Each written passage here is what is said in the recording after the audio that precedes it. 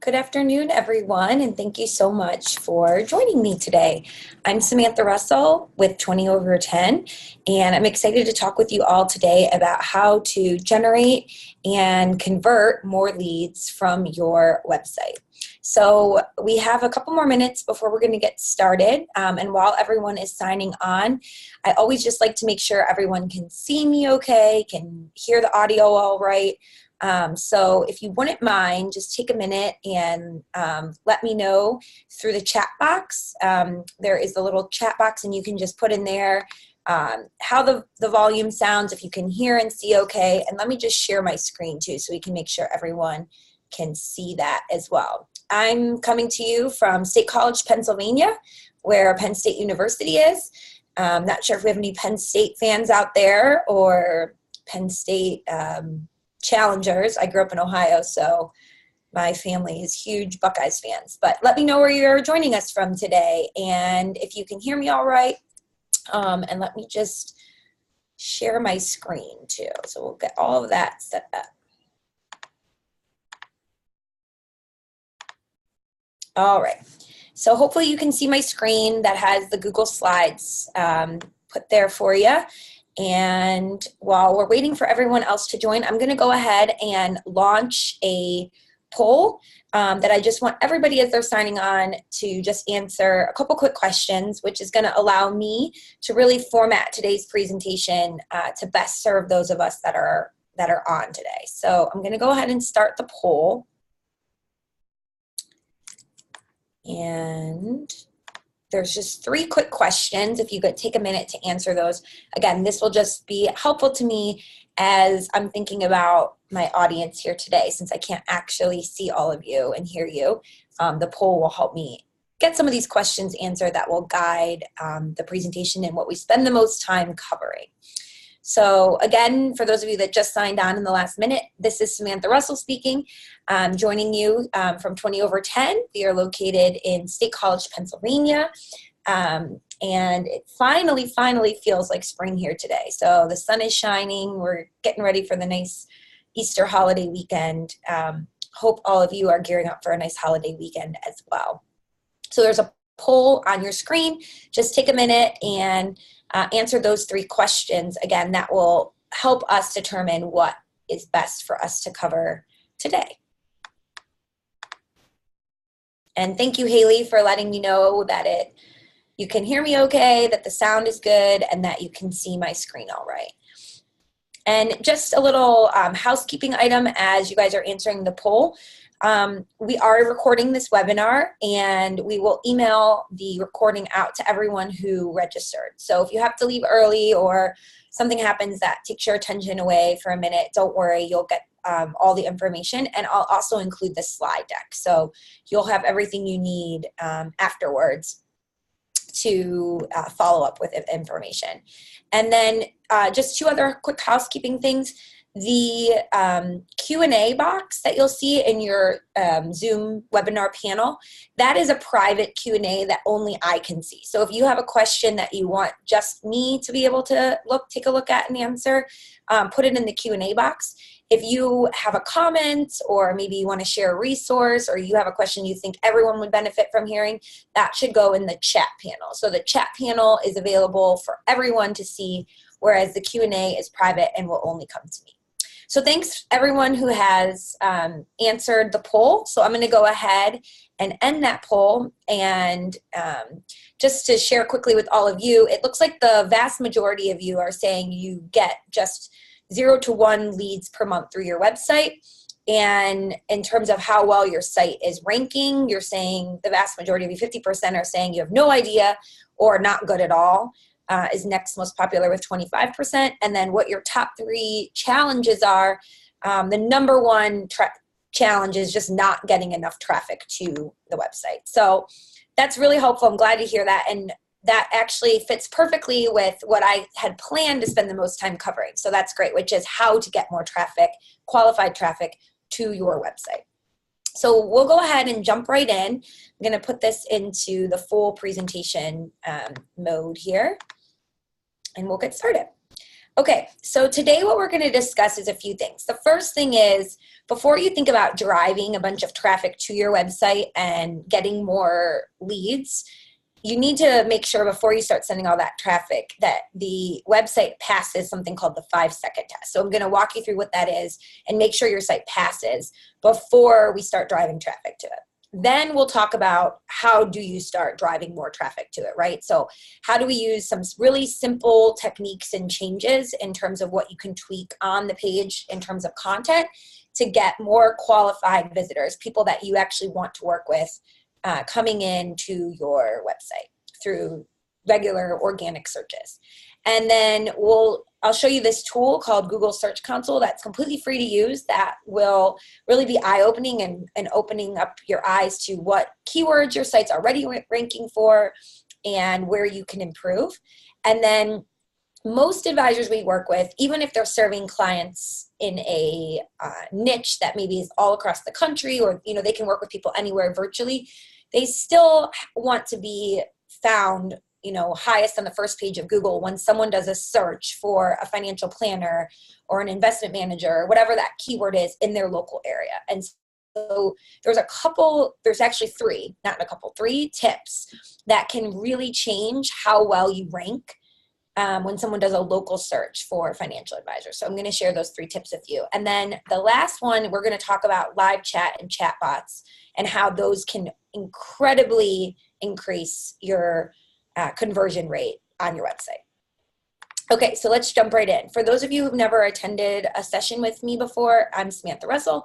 I lead our marketing and business development teams here at 20 Over 10. 20 Over 10, if you're not familiar, if you don't have a website with us, we are a digital marketing platform for advisors.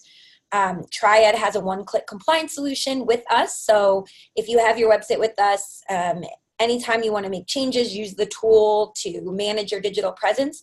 You're able to submit any blogs, articles, updates to the website directly through Triad's one-click compliance portal. And there's also a live chat option with your compliance officer through that portal.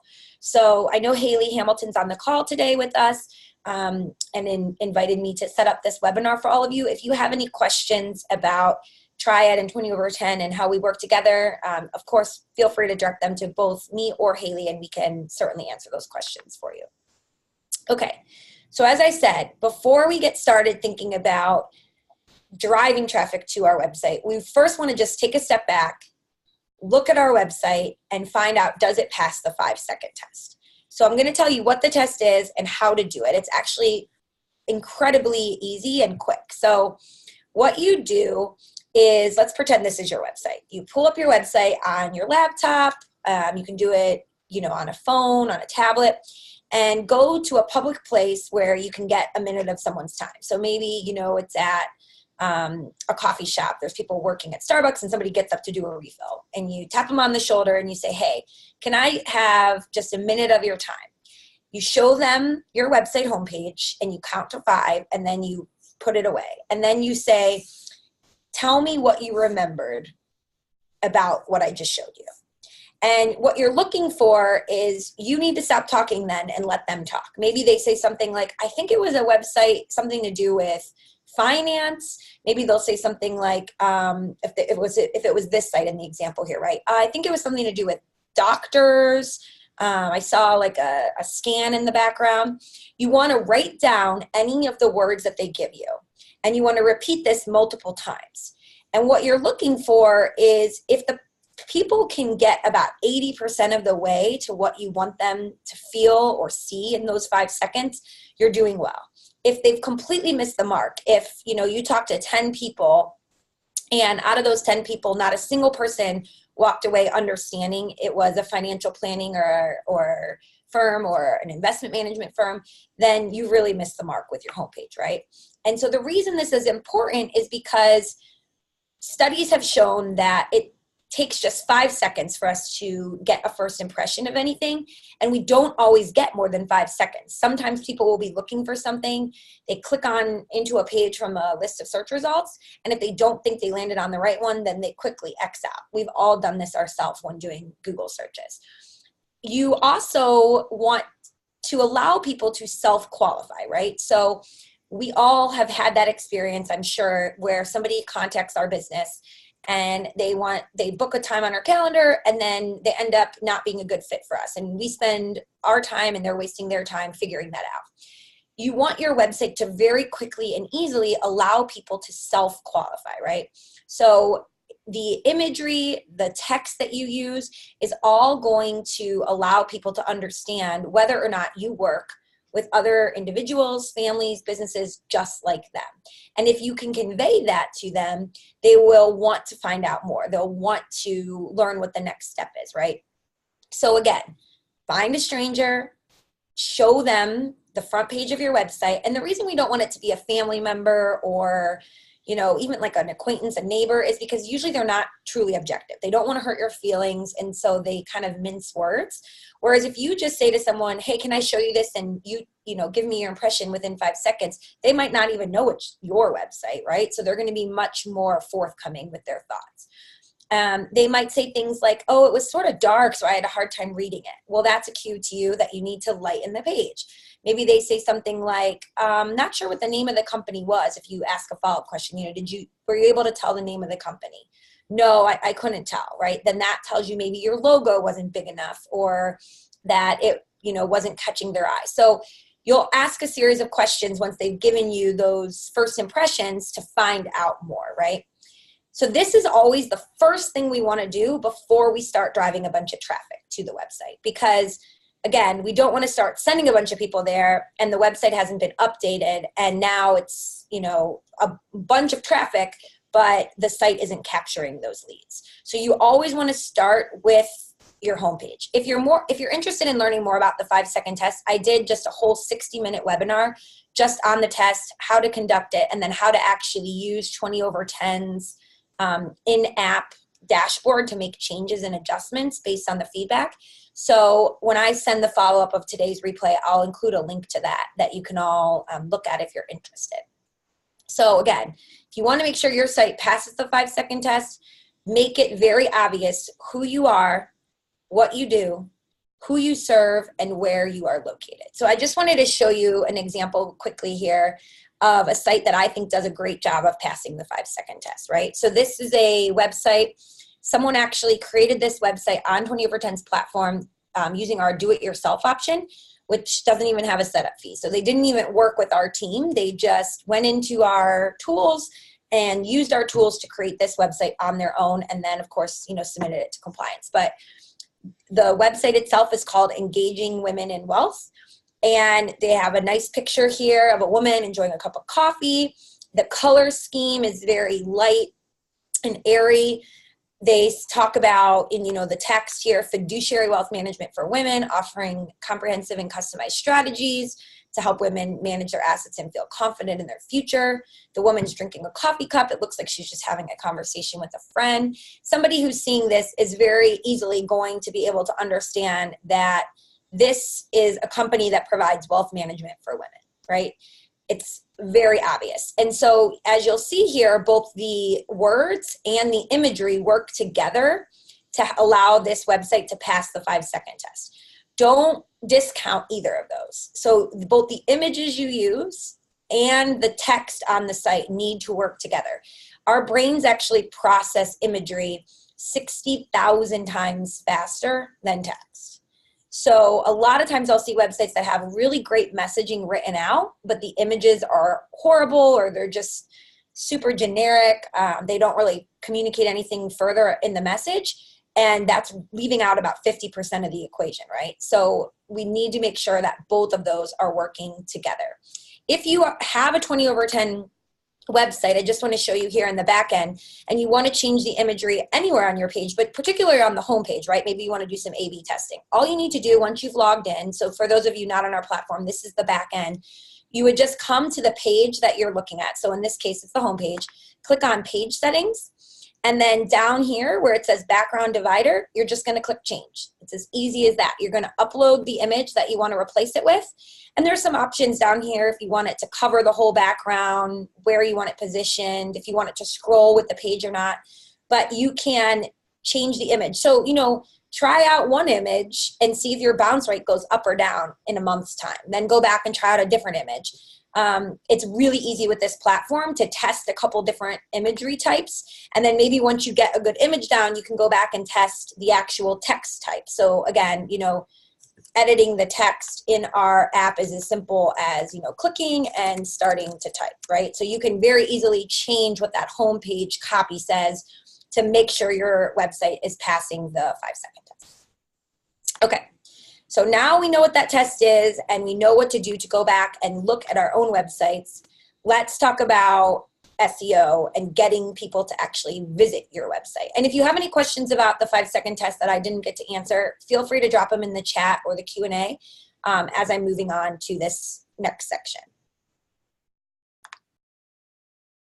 Okay, so when we think about SEO, when any of you go to visit you go to Google, and I'm going to use Google throughout here as my main example just because it's the most popular, and other search engines typically just are always trying to catch up to what Google's doing anyways. So if we think about how Google works, we're going to be the best equipped to rank well with all the search engines. So on the right-hand side here of the page, what you're looking at is called a SERP, and that stands for Search Engine Results Page.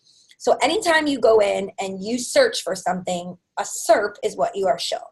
So in this example, you can see I searched for financial advisor, Orlando, Florida. And we now see on the, the list of results.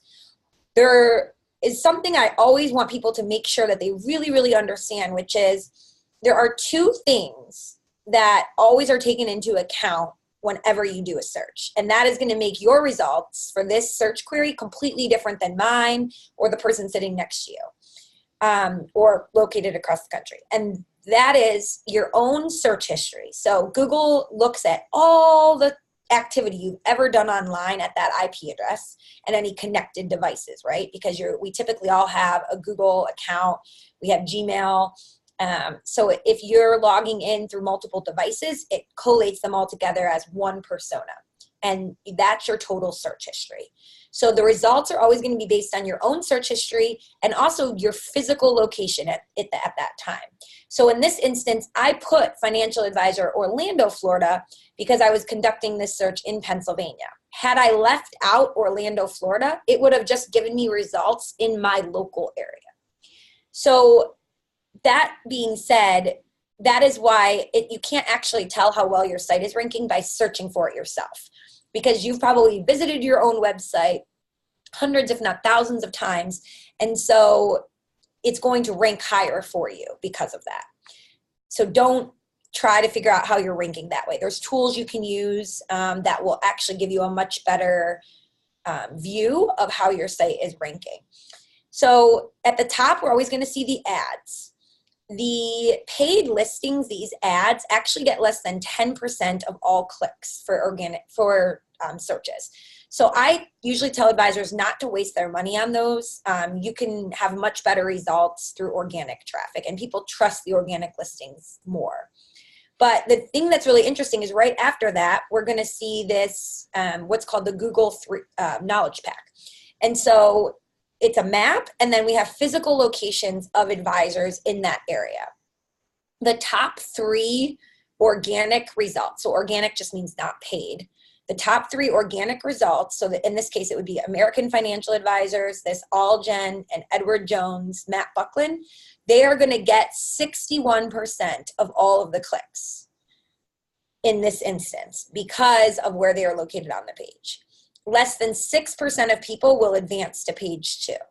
So again, that's not to say that these 3 people are going to come up for everyone, right? So I did this search. If one of you went right now on your smartphone and did this exact same search for financial advisor Orlando, Florida, in fact, I'd love it if somebody did and told me if they had the same results or not. You can put it in the chat.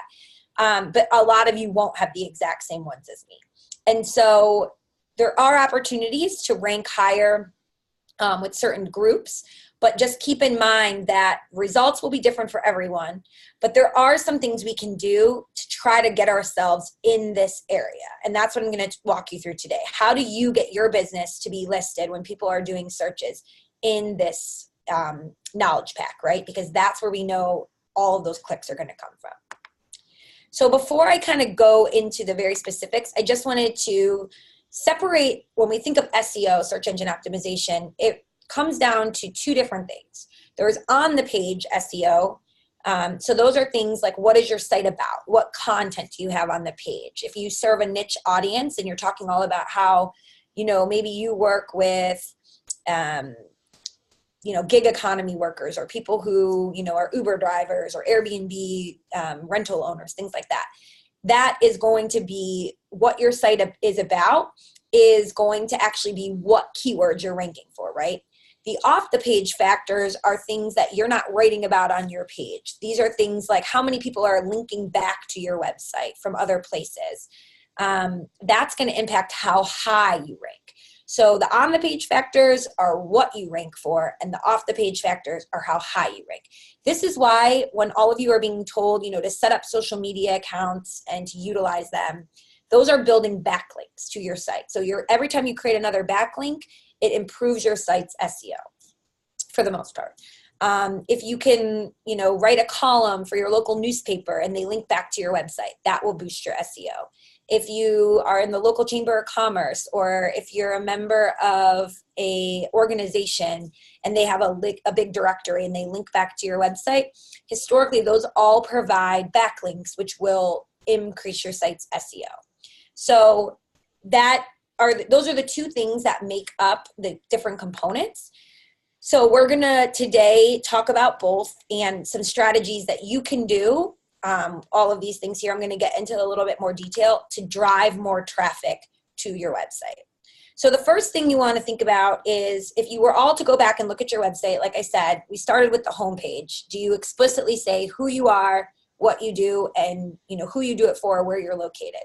Those are all keywords, right, that you want to rank for. So if your firm's name is Samantha Russell Financial Planning, when someone searches Samantha Russell Financial Planning, you don't want another firm to show up. And I see this all the time, right? If people have like Lighthouse Financial as their company name, something a little bit more general, there could be, 30 Lighthouse Financials, and they don't know how to make their site rank higher. So there are some things we can do to increase that. Additionally, you want to rank higher when somebody's not just searching for your brand, but for keywords that you'd want to rank for. So if you are Lighthouse Financial and you specifically serve women who have retired, you would want to rank for retired women financial advice, or financial advice for retired women, or variations of those keywords, right? So a good first step is always to see, how is your site already doing? So for that, what you need to do is go into what's called Google Search Console. And as I just popped out of this, I just saw in the chat box, Stephanie Brooks said she did get the same results as me, actually. So thank you for sharing that, Stephanie. So in this case, she did get the same results. So that's interesting to know. I'd be interested to see if anyone else searching financial advisor Orlando, Florida got something different, or if those three firms really are holding their place in the top three. But let's go back to this. So we're in Google Search Console. If you've never logged in or never set this up, it's very similar to like Google Analytics, right? So a lot of you have Google Analytics. Those come standard with all 20 over 10 websites. It's a free service. Any website owner can use those. So even if you don't have our service, if you use a different provider, you can have access to these tools. They're free through Google. You just need to use your Google account and then create a Google Search Console account. So if you Google how to create a Google Search Console account, it will give you the instructions. So you can see over here, I have a bunch of different what's called properties. So these are properties we own, different websites we own. And once we select the right property, we're going to see this. What this is showing us is for a set period of time, so in this case, it's the last 3 months, it is showing us all of the clicks that we got into our website from just pure organic search traffic. So this is somebody does a search on Google and then lands on our blog. They're not clicking it from an email. They're not directly going to blog.20over10.com. They are going to our blog through a search query that they've made on Google. But the most exciting part is we can actually see what those searches were. So down here, we can see a bunch of different terms that people searched that led them to 20 over 10's blog, right? So we can see a couple different things. We see the total number of clicks. So that's how many times someone actually selected our result from the list and clicked on it. When I say the result from the list, if we go back to this slide, remember, it would be right here, right? So if somebody saw me as one of these options and they clicked it, that's what we're talking about here when we talk about clicks. Impressions is how many times was my blog shown in the list as a possible option. So when somebody searched best financial advisor websites, there was 984 times that my website was shown for that search query. And of that, 157 times we were the result that was clicked. So that's how we get our click-through rate of 16%. This also shows us that our blog for this search query, in all of those times it was shown, it was the 1.3 was its position on the page. So when we talk about organic position on the page, again, what we mean is not these ads, but here, right? So our blog would be in an organic position of 1.3. I hope that makes sense for everyone. So again, the total number of impressions is how many times when someone is doing a search query, your site was shown. Of those times, the clicks is the total number of times your result was clicked on, and then that's how you get your click-through rate. And then the position is where were you ranking on Google for those queries on average. Now, that's not to say that 984 times we were always ranking 1.3. That's our average, right? And this also, remember, you may see, you know, if you go into like a Google keyword planner tool or something, if you were trying to see how many times is best financial advisor websites ever been searched for, it could show you that it was searched, you know, maybe 2,000 times. Impressions doesn't mean the total number of searches ever conducted. It just means the total number of searches in which your website was among the list of results. Okay. So how do we use this tool to make determinations on how to update our site to generate more traffic? Well, first we want to make sure that the keywords that we want to be ranking well for, you know, we want to be in positions 1 through 6 on the page, we are. So we would go through here and make sure, okay, financial advisor websites, financial planning websites, best financial planning websites, all those variations of these terms that we're ranking where we want to be.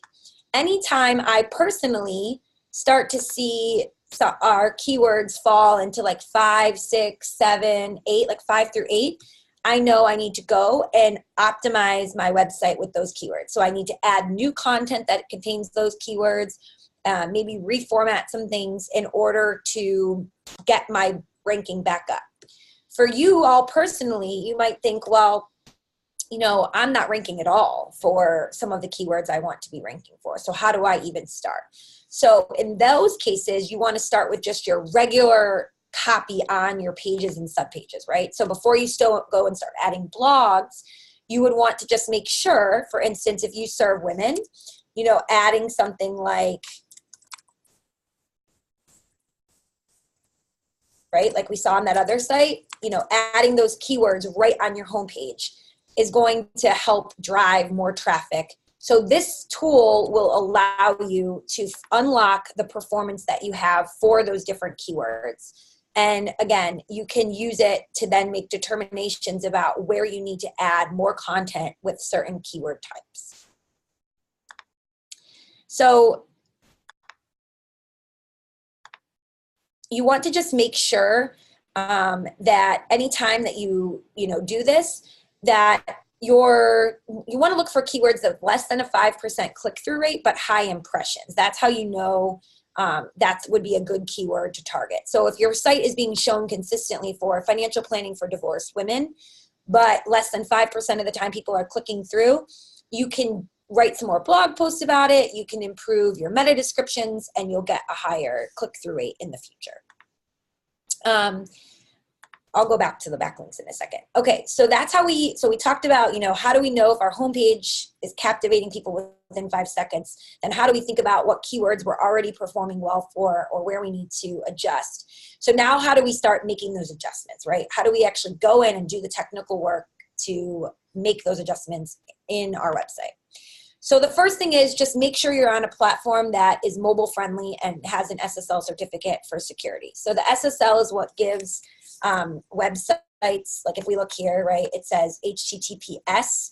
If you go to your website and instead of having HTTPS, it just says HTTP, then there'll be a little, instead of this lock, it will be like a little red warning that will say this website is not secure.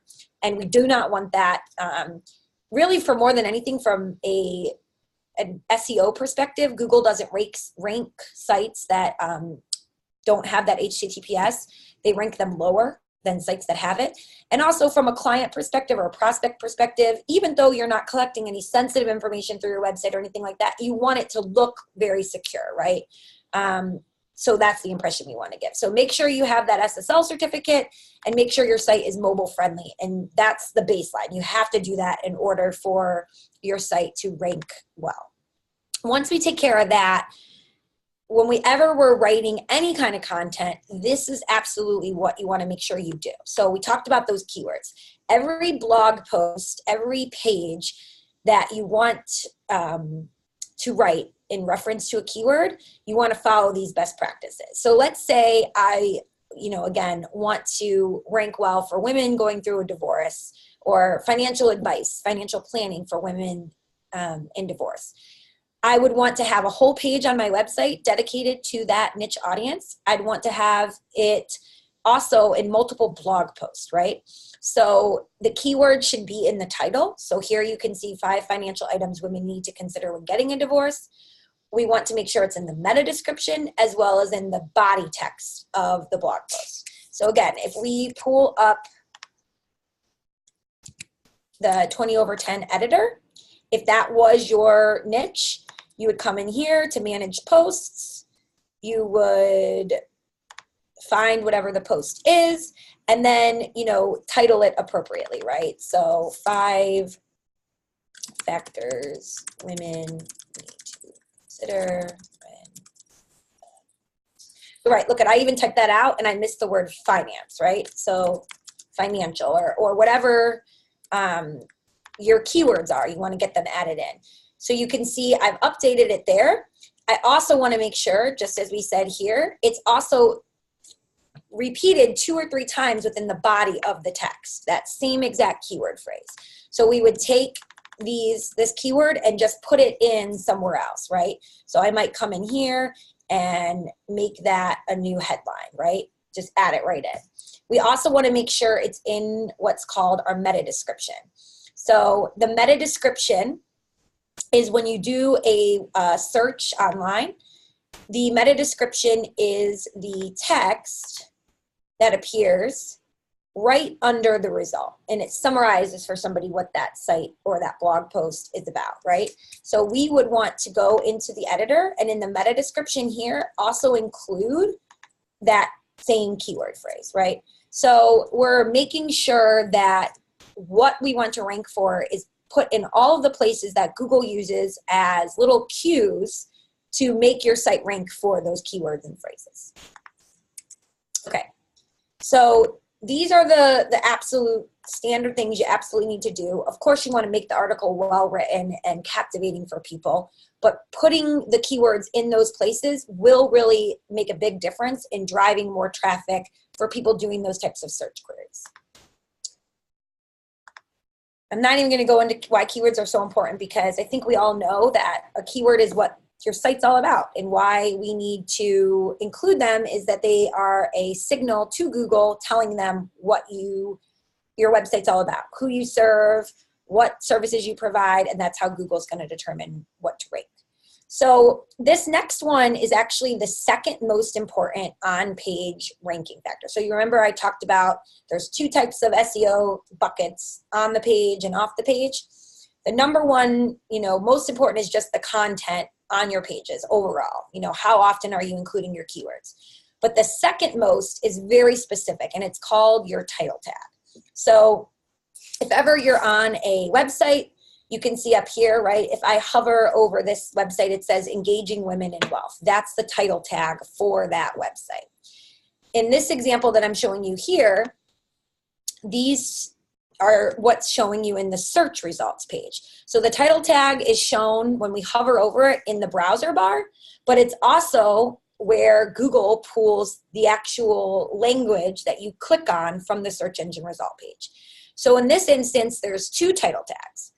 There's one that says Carlsbad, California, fiduciary financial planner, labor and wealth, and then it's sort of cut off because you have to keep them to 50 to 60 characters long. The second one has the name of the company first. So they have Van Wee Financial, fee only for a reason, and then certified financial, and it's sort of cut off.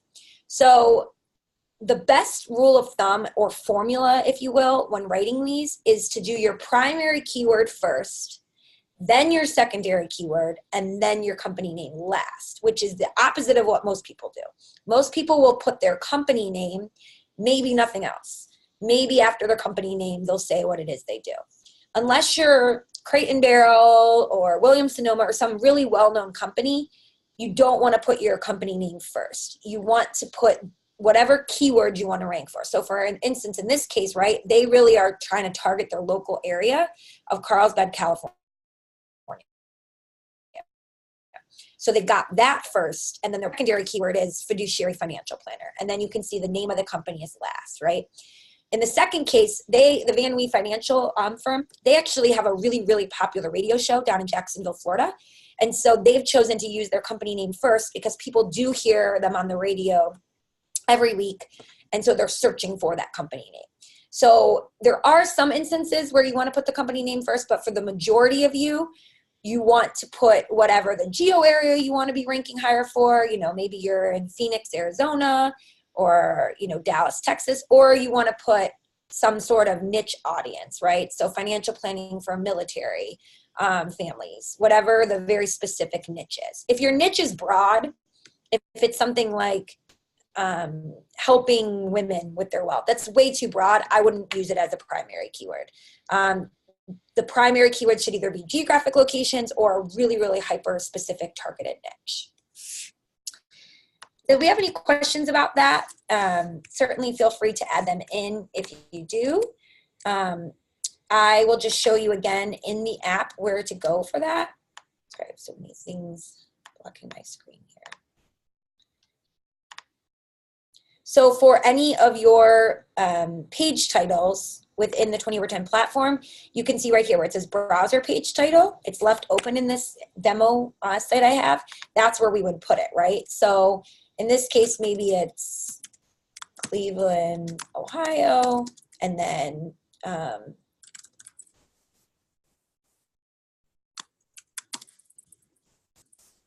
right? So we've got the primary keyword, which is Cleveland, Ohio, the secondary keyword, financial planning, and then Fresno Financial would be last. That's how you do it in the 20 over 10 platform. Depending on what website company you're using, they may have a different place for you to put it, but it should be called either the page title, the title tag, browser page title.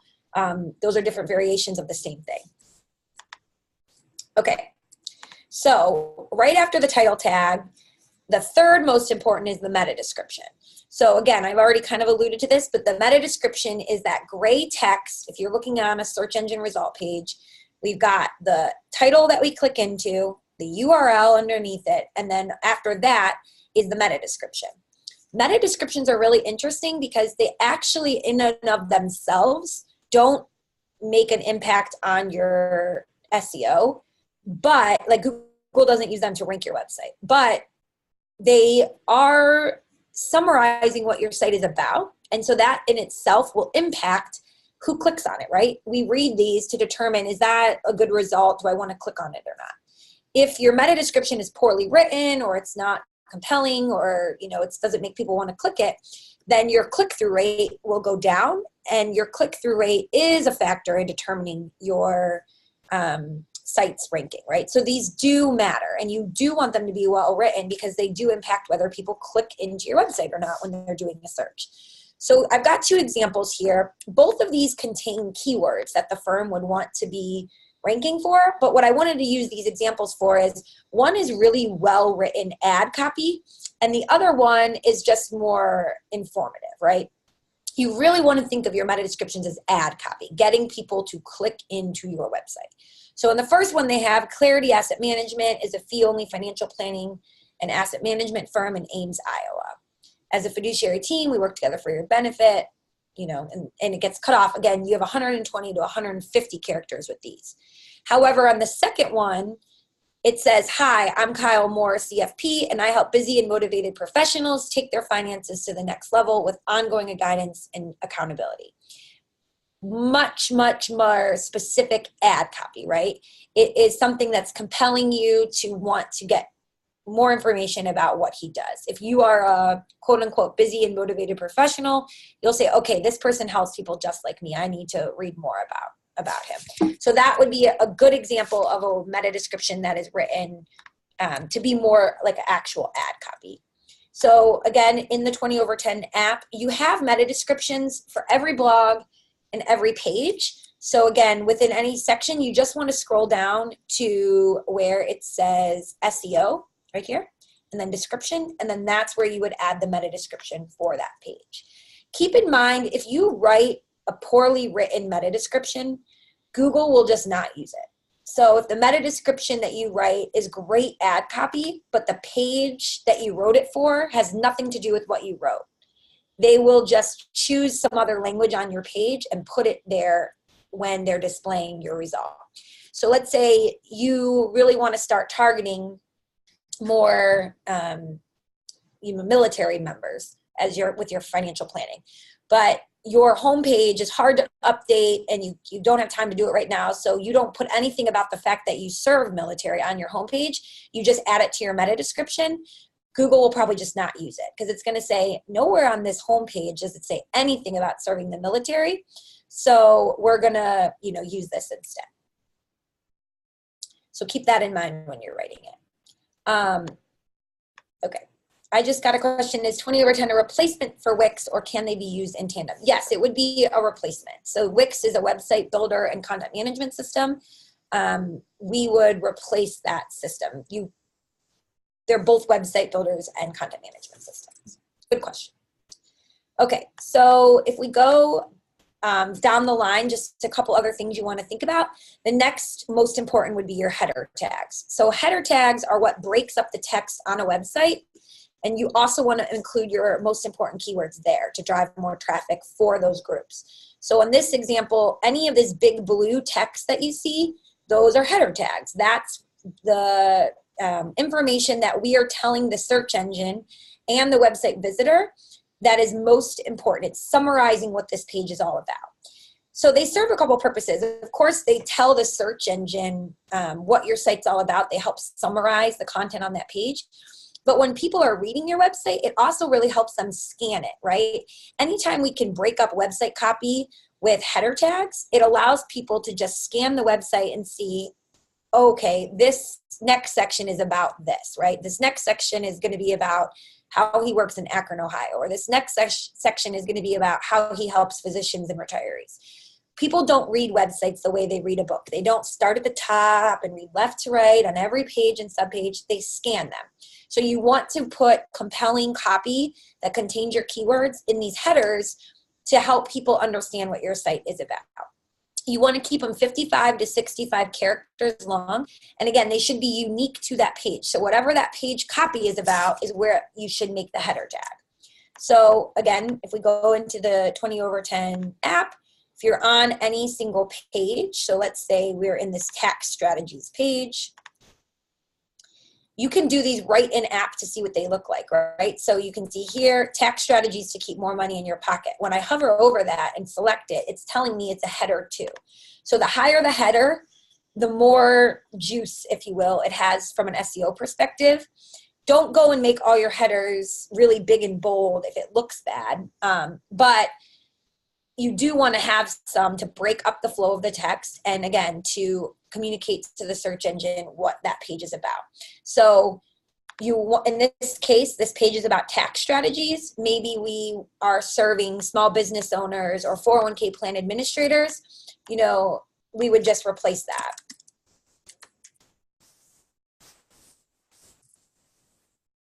So you can add all of those keywords right there in the text. So again, go through your own website. If you have really long paragraphs of text with no headers broken up, that's a good indication to you that you have some work to do to go back and add them in.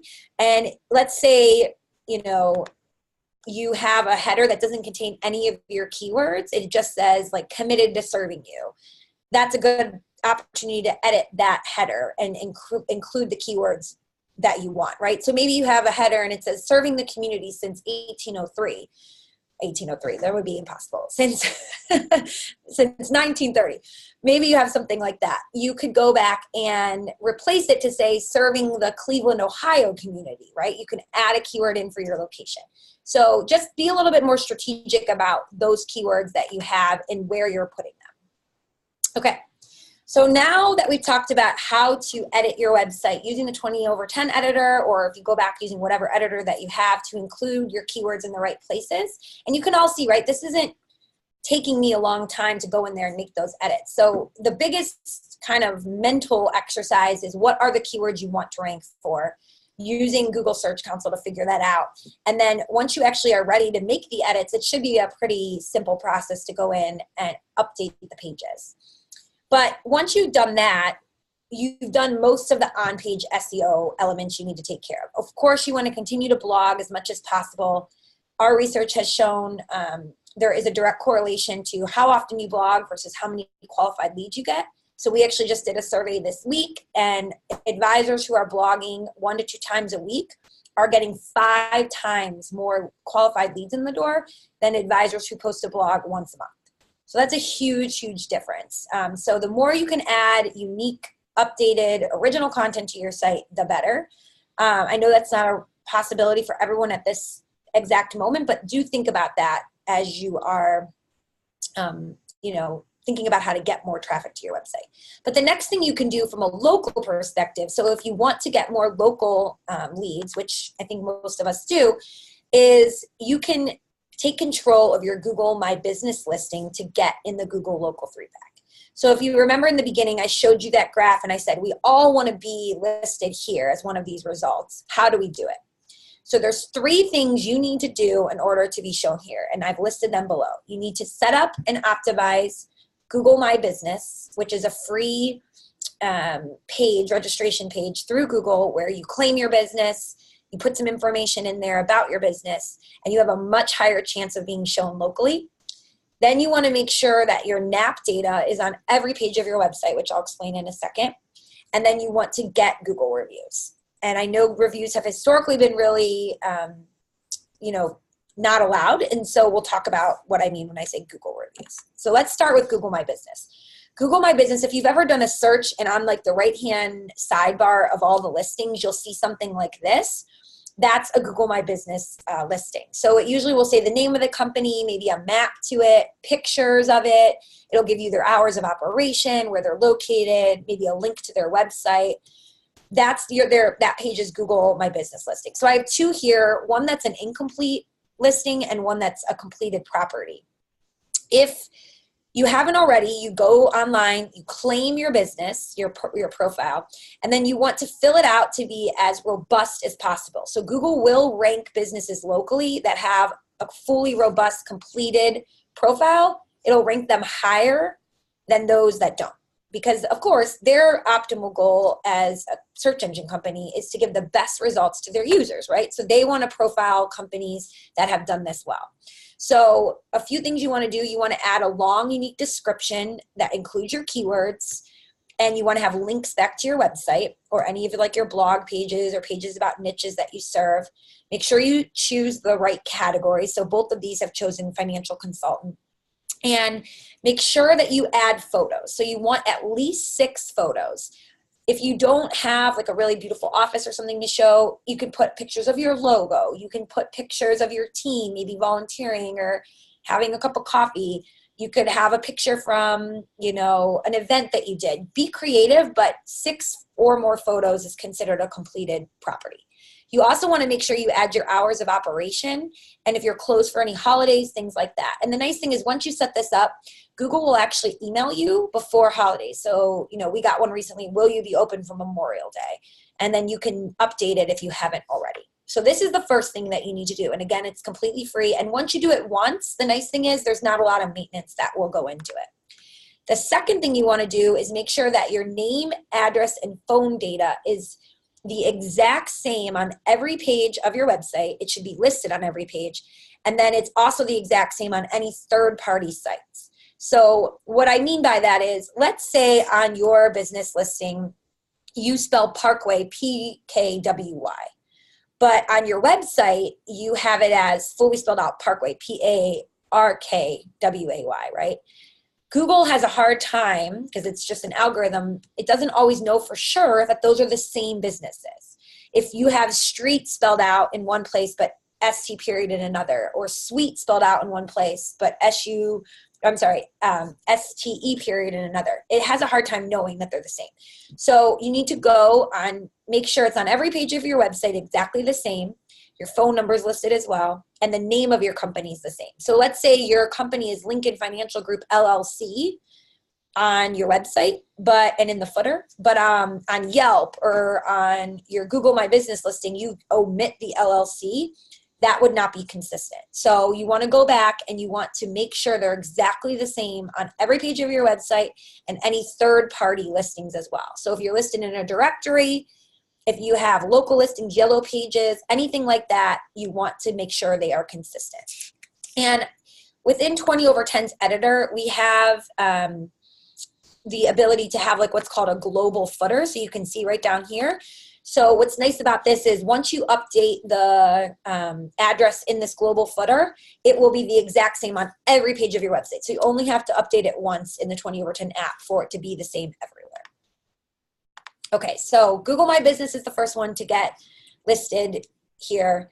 The NAP data consistent on every page is second. And then the third is Google Reviews. So with Google Reviews, I just want to point out the Investment Advisor Act of 1940, which is really the place where most people have come to the determination that they cannot have reviews, was really talking about reviews or recommendations where you're in control. You can make it so that people are kind of forced to give you a good review or scared to give you a bad review. Google is completely objective third-party app that anyone can give a review on. So none of you have the ability to turn Google reviews off. You can't do it. They're available across the board for any business. So because of that, it truly is objective. And therefore, when people give a review, as long as you are not encouraging the good reviews or refuting the bad reviews, there's nothing wrong about it. So you don't want to, if someone leaves you a 5-star review, you don't want to comment and say, thanks for the good review, because it could be misconstrued that you're trying to promote the good reviews. And if someone leaves a bad one, you really can't comment or engage with them in any way. You'll notice if you start doing searches, like if you wanted to do a little experiment and search financial planning firm and then pick a location, right? Choose Philadelphia or Orlando, Florida, or a couple different places, different locations. You'll notice that typically you will see firms that have reviews are going to be listed higher than those that don't. So keep that in mind. All I'm saying is that the third most important thing to get featured in this local 3-pack is to have reviews. It's a huge component. Google wants to give higher placement to firms that do have those reviews. Okay, so we're coming up on the top of the hour. I have one more thing I just want to get into quickly, but if you have any questions about local search, how to rank higher for local search or reviews or anything I've mentioned, please feel free to keep asking, and I will certainly answer them. But the last thing I want to talk about is once somebody lands on your website, what is the best opportunity to get their information so that you can follow up on that lead?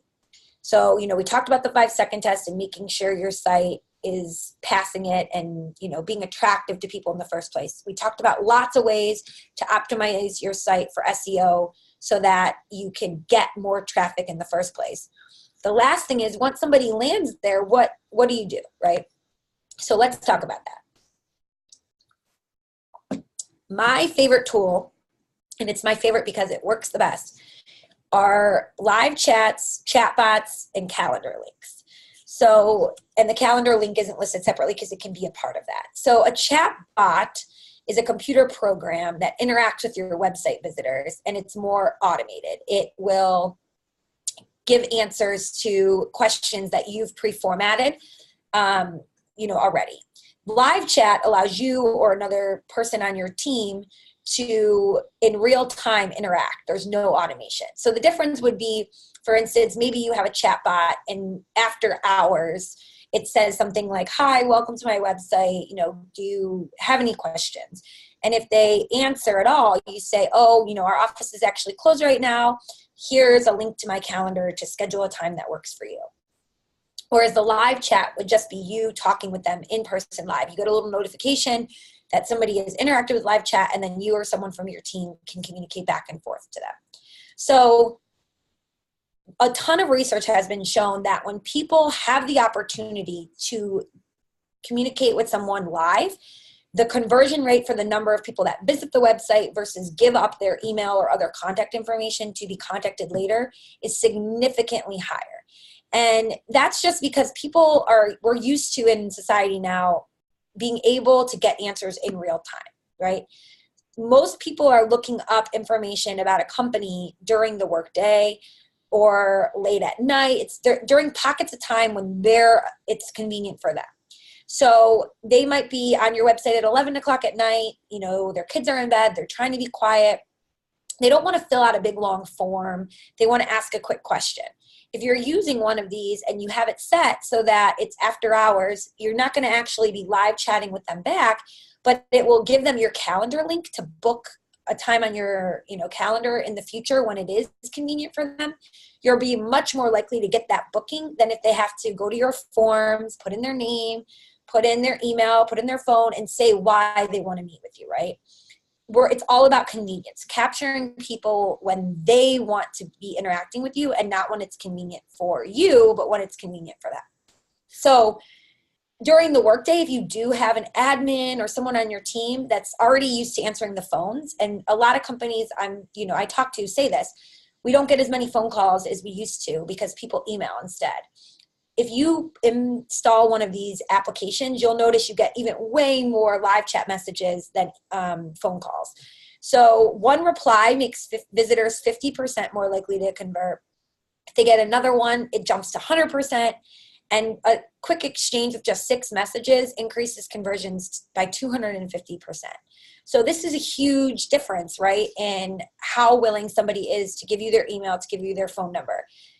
We've all done this where we were interested in a business, we go and we visit it, we check it out, and then we leave. And then maybe a couple weeks later, something else sparks something in our mind like, oh yeah, I need to take care of that, and we go back. But you want to capture them in that one moment when they finally are ready to interact with you. You want to be there, right? And so these types of tools really, really improve your conversion rates. So I just wanted to show you one on an actual website and what that looks like. So we can see here under this Green Mountain Planning, his face comes up. If you have multiple people on your team, you can set it up in lots of different ways. Different people can have access. Can I help you find the answer to a specific question, right? Right now, Nestor is not getting a ping saying there's somebody on your website. But if I start typing something to him, he will get a notification saying that somebody has. Unless I give up my name, it's not going to give him my name or anything like that. So, and if you can set up all different kinds of things. So he might have it set up so that, let's say I say, hi, yeah, I have a few questions. And he's in a meeting with a client and he doesn't have any additional staff. He can have it set up that if he doesn't respond within 3 minutes, an auto message is sent back to me saying, I'm so sorry, I must be busy doing something else. Can you leave your email and phone number and I'd be happy to get back to you, or just leave me your email, or, whatever is the best way to reach you. We have one on 20 over 10's own website. And since we've installed it, we saw an increase in conversions by over 180%. So definitely think about these tools. I listed some here for you that you can consider. Drift is definitely the most popular, but if you're already using another tool, for instance, like HubSpot, or maybe you use Sumo tools, you can use the live chat apps that they have there. Acquire, Intercom's the one we use. So these are lots of good options. And we actually have a whole blog post about this if you want to learn more or get more questions answered or see other examples of advisors using them. So that is all the information I have for you today. I know we're at the top of the hour. I would love to connect with you all on LinkedIn. I share a ton of information there about digital marketing, lists for upcoming webinars. So feel free to look me up. It's just Samantha C. Russell, and I'd be happy to connect with you. And if you want to send me your website, you want me to be the person to take the 5-second test, however we can help, we're certainly happy to. If you are, as you all are with Triad and you're looking to switch website providers or want to learn more about 20 over 10, we have a website, triad.20over10.com, you can go to and learn more about how we work together with Triad, what the pricing is, how you can get started. So there's more information there. And of course, email us, marketing@20over10.com. That's my marketing team's email. And after these webinars, they just forward them all to me. So I'm happy to interact with you that way too. But if I haven't answered your question already, please feel free to ask it. I will be happy to stay on and answer any that I can. But again, thank you all so much for joining us. And hopefully you've got some quick takeaways that you can go and implement on your own websites today to start getting more traffic in 2019. Thanks, everyone.